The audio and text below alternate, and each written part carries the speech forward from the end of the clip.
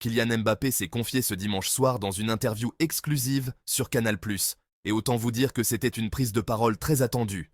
On parle ici d'un joueur qui fait rêver des millions de fans à travers le monde, et ses déclarations ne laissent jamais indifférent. Alors, qu'a-t-il révélé? Accrochez-vous, car on revient sur ce qu'il faut retenir de cette interview, et vous n'allez pas vouloir manquer ça. Dès les premières minutes, Mbappé met les choses au clair. Il est heureux. Oui, vous m'avez bien entendu, heureux et épanoui. Il déclare « Je suis très heureux en ce moment. Je commence une nouvelle étape de ma vie. C'est ma première expérience à l'étranger. Les gens sont très accueillants. Quand tu quittes la France niveau nourriture, c'est compliqué. L'Espagne est un beau pays. » Alors, qu'en pensez-vous? Le joueur semble clairement savourer son nouveau chapitre, et on ne peut que se réjouir pour lui. Mais attention, il a aussi tenu à faire taire certaines rumeurs. Quand on lui parle d'une possible dépression, il répond avec humour et fermeté « Oh, calme les gars. Il y a eu des moments où je n'étais pas bien, mais c'est un sujet sérieux, où il faut aider les gens qui en souffrent. C'est un tabou dans le foot. Quand je rentre, je joue à la plaie, et ça va. » Voilà qui est clair. Mbappé veut qu'on parle des vraies choses et qu'on laisse de côté les spéculations inutiles. Passons maintenant à un sujet chaud, l'affaire en Suède. Impossible d'éviter ce sujet, et Mbappé le sait bien. Il explique « J'étais surpris, je suis toujours surpris d'ailleurs. Ce sont des choses dans ta vie qui ne sont pas prévues, cela en fait partie. Moi, je n'ai pas reçu de convocation. Le gouvernement suédois ne m'a rien dit. Je ne suis pas concerné. » On le sent sincère et un peu agacé par toute cette histoire. Et vous savez quoi? Il va encore plus loin.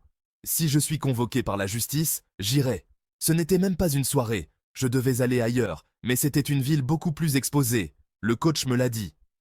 Mais ça se passait bien, et il y a cette photo quand je sors du restaurant qui sort. Tout le monde m'envoie des messages. Mbappé reste calme, mais il veut qu'on laisse la justice faire son travail. Une chose est sûre, il est déterminé à aller de l'avant. Petit rappel avant qu'on continue. Si vous appréciez cette vidéo et que vous voulez soutenir la chaîne, n'oubliez pas de laisser un like et de vous abonner. Et vous serez sûr de ne rien rater sur vos stars préférées. Revenons à l'équipe de France, un sujet qui lui tient toujours autant à cœur. Mbappé réaffirme son amour pour les Bleus. L'équipe de France, ça a toujours été le plus haut grade du foot. Mon amour pour l'équipe de France n'a pas changé. Il n'y a jamais plus important. C'est la nation, c'est le pays. Ça fait longtemps que je n'y ai pas été. Et là, il lâche une petite bombe en expliquant pourquoi il n'a pas été sélectionné dernièrement. Ça a commencé en septembre. J'ai eu une discussion avec le sélectionneur où je lui ai dit que je ne voulais pas y aller. Je venais d'arriver à Madrid, je n'étais pas à 100%.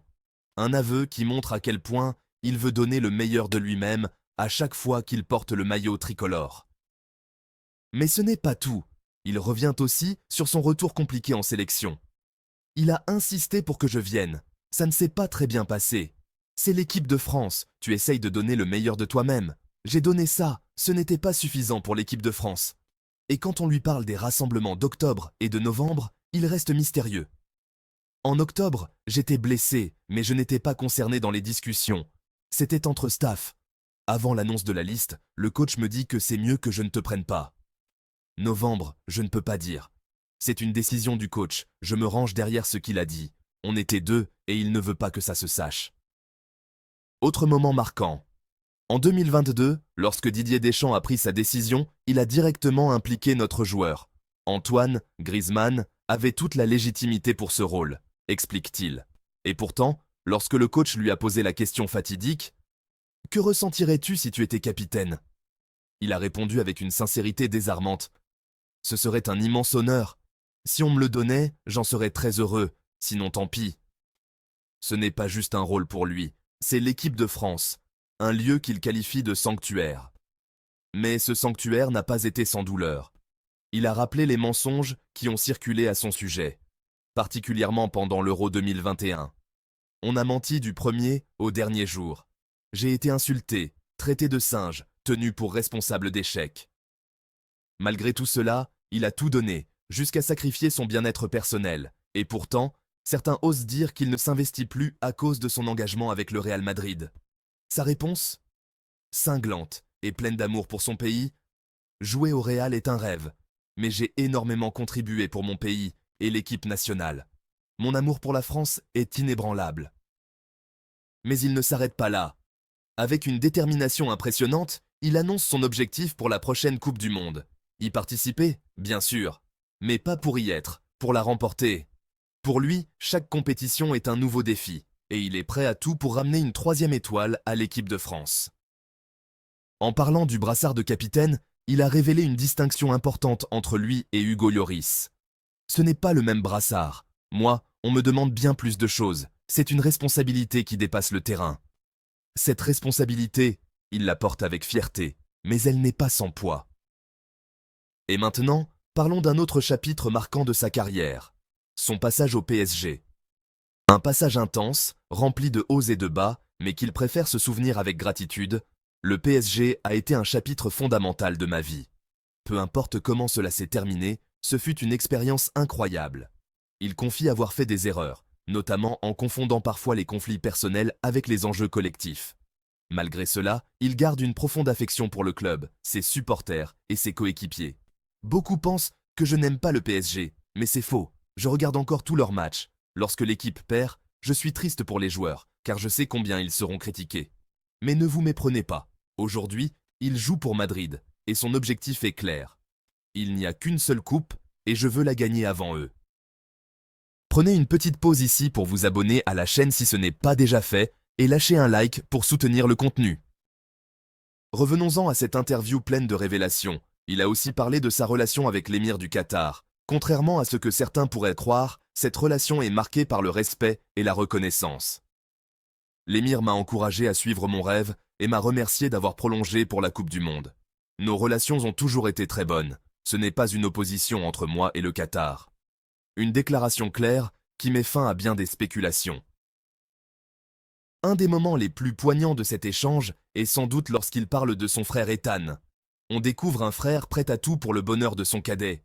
Pour lui, le PSG, c'était son Real Madrid. Et, d'une certaine manière, je lui ai enlevé ça. Il me disait qu'il ne voulait plus rester, que ce qu'on m'avait fait n'était pas normal. Je lui ai proposé de prolonger pour qu'il puisse rester et continuer à s'épanouir. Et là, il lâche une phrase qui résume tout. J'aurais abandonné mon rêve de jouer au Real Madrid pour mon frère. Ethan, c'est ma famille, et on ne touche pas à ma famille. Une déclaration d'amour fraternel d'une intensité rare. Enfin, il fait le point sur sa carrière et nous offre une belle anecdote sur Lionel Messi. Il reste encore de nombreux objectifs à atteindre. La Ligue des Champions, l'Euro, les JO, et bien sûr, le Ballon d'Or. Je sais ce qu'il faut faire pour remporter un Ballon d'Or. Cela implique des performances exceptionnelles sur le terrain et en dehors. Si j'avais gagné la finale de la Coupe du Monde, je l'aurais eu cette année. Il partage aussi un moment complice avec Messi. Lors de notre première rencontre après la finale, il m'a taquiné en disant « Tu as déjà gagné une fois, tu aurais pu me laisser celle-là ». Ce moment, chargé d'humour et de respect mutuel, témoigne de leur relation particulière. Et il ajoute « Travailler à ses côtés est une leçon permanente. Il maîtrise tout à la perfection ».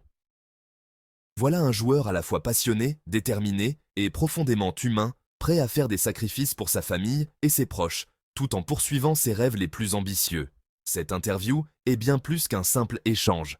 C'est un témoignage captivant d'une carrière riche en émotions, en défis et en triomphes.